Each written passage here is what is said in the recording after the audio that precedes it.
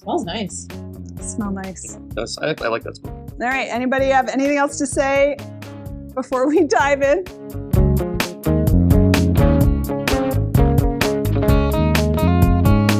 Hello and welcome to My Tiny Bottles, the project where I'm exploring my grandmother's legacy of miniature liquor bottles, one tiny bottle at a time. I'm your host, Tammy Coxon, and I am here with not one but two awesome friends of mine who also happen to be the owners of Bloom Mead Works in Ann Arbor, Michigan. And I've invited you here to taste mead, but before we get to that, why don't you introduce yourselves? Matt? I'm Matt Ritchie. I do all the production here at Bloom Mead Works. My background is in craft beer, but because of some gluten issues, I stepped back from my role as head brewer at a brewery, and we moved back to Michigan, and we opened Bloom Mead Works. Yeah, it's really hard to get told you're allergic to your job. Yeah. Yeah, that was a tough day. But the brewery's loss was our gain for sure. And Lauren? I'm Lauren Bloom. I'm the other owner of Bloom Mead Works. I didn't have a background in craft beer, but I had a background in local food sourcing, and we kind of paired those together. So Matt, with this interest in brewing, couldn't have gluten, trying to source local Michigan ingredients, we ended up on mead and cider. And you do it very, very well and have created an amazing community space, which I also love. So that is where we are. And as I said, I brought you here, or I came here, I brought us all together today to taste some mead. So this is not the kind of mead that you make. So you make these dry carbonated session meads, you call them, right? Mm-hmm. This is not that. This is like a classic Polish mead. So the label says Polish honey drink. It says Miod Pitny Troniak. So Troniak means 3 parts. So that means 2 parts honey, 1 part water in the fermentation. And then it also says down here it's got some fruit juice and some natural flavors. Mystery. I love your meads, but I don't really have a lot of experience with the sweet stuff. Every time I've had it, I've just been like, oh, this is sweet. How much do either of you know or appreciate sweet meads? So ironically enough, compared to what we make, I actually have a big sweet tooth. So I do love, and I've always enjoyed traditional meads. That's really where my interest in mead came from before we even looked at doing the session style of mead. Cool. So I'm definitely looking forward to trying this. But yeah, I can only drink a little bit of sweet meads usually. That's part of the reason we went for the session style. But fortunately, it's a tiny bottle. So yeah. Although a big tiny bottle, about twice as big as the usual ones. How about you, Lauren? How do you feel about the sweet style? I don't have as much of a sweet tooth as Matt does, but I have tried a fair share just because we're often in environments where people are sharing meads. Right. And I'm kind of the same way. I like it maybe as almost kind of like a dessert wine, just like a little sip or two, but it's really kind of saturates my palate. So I wouldn't want to sit down and have a big glass of it, but a sip, I'm here as a little treat. Yeah, exactly. All right. Well, we should just dive right into the tasting, I think, or as quickly as we can. Yeah, how do you open a bottle like that? Because, opening the bottles has turned out to be the most exciting and unexpected part. You have helpfully provided scissors, so I'm going to start there by cutting off this little. Oh wait, it just came undone. I didn't even have to cut it. The wax broke. Yeah. Yeah, the wax broke. Okay, What's good. This winding pattern. All right, Let's see. La, la, la. This is a good show, anyways, right? Yeah. That's right. How many licks to get to the inside of the twist? How many twists to get to the mead? Wow, they really made you work for this. It builds anticipation.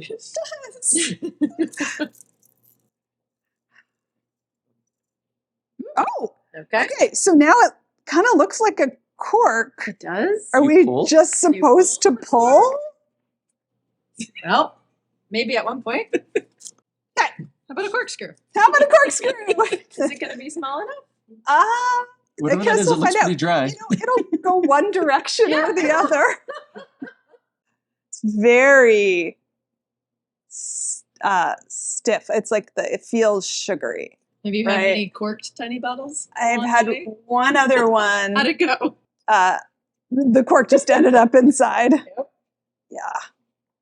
I have a sneaking suspicion that might be what happens here. Oh, well, we drilled a hole in it. We drilled a hole. We have chunks. Okay. Okay.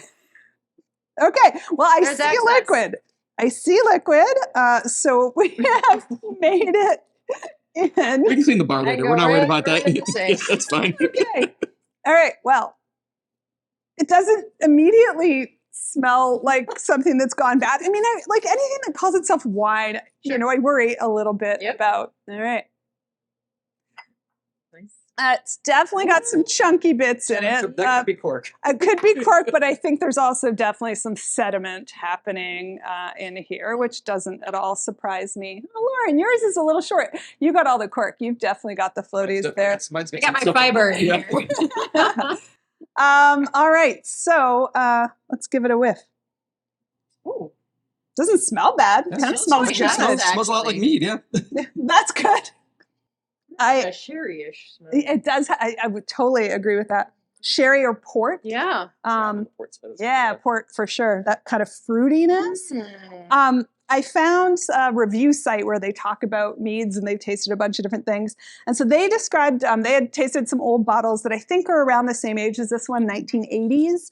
And they described it as black currant dominated, incredibly mild balsamic honey, and just honey.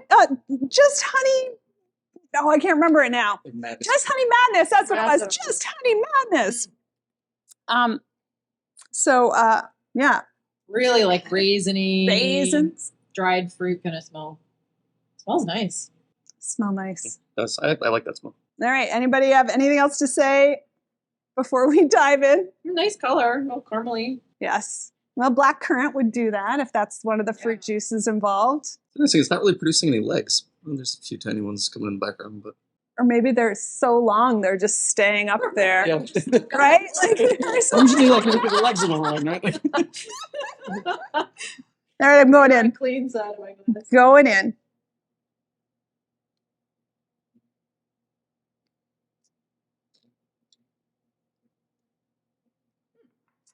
It's not the best faces were the best worst faces.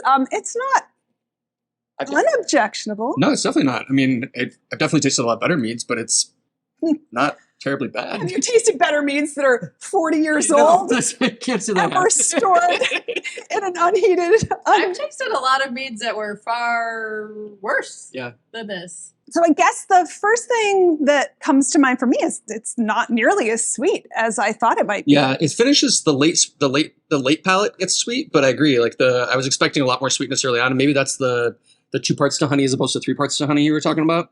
It really so, has like like the 3 a fortified wine flavor. yeah, Mhm. the 3 parts to honey is going to finish a lot sweeter, Right. assuming the same yeast. Yes. But it, yeah, definitely caramely. It comes through with a little bit of late berry. Any specific berries anyone's finding here? I can't really pick out a specific fruit. I almost get more of like an oaky, like a Like a wood aging? Yeah. Mhm. Which just might be like a little oxidation or something. could be, but not in a I think unpleasant it's way. yeah, I definitely get oxidation, but I'm not Yeah. like kind of like sherry, right? Like we're talking about that Yeah. oxidized thing. Like it's not, to me, it's not a bad thing. It's kind of tasty. I Maybe. really like it. Yeah. Yeah. I mean, my didn't expect to, I'll tell you. But I can't pick out a particular fruit. Yeah. I don't think I'd be able to say, oh, this is a... I get like a tiny bit of cranberry the way it's almost bitter, but that could just be oxidation that's causing the bitterness, not the like. Sure. Yeah, but I don't mind that bitterness. You know that I like the bitter amaros and things like that. So I actually really appreciate when it's got a little bit of a back to it to balance the sweetness. Are we assuming like a 15 to 18%?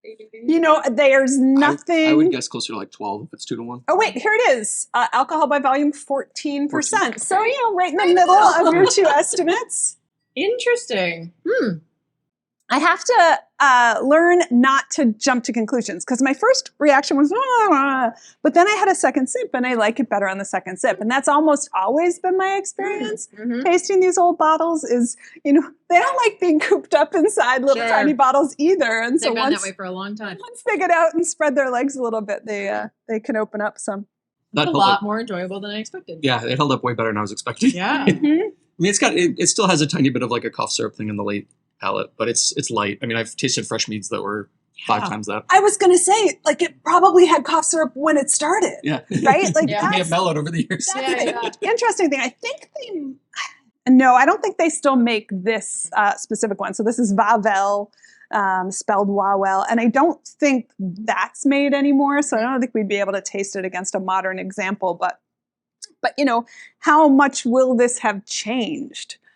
Anybody have any experience with old sweet meads? No, I mean I've had like 8-year-old like straight meads though, never with fruit in them. That's about as far back as I've had tasted.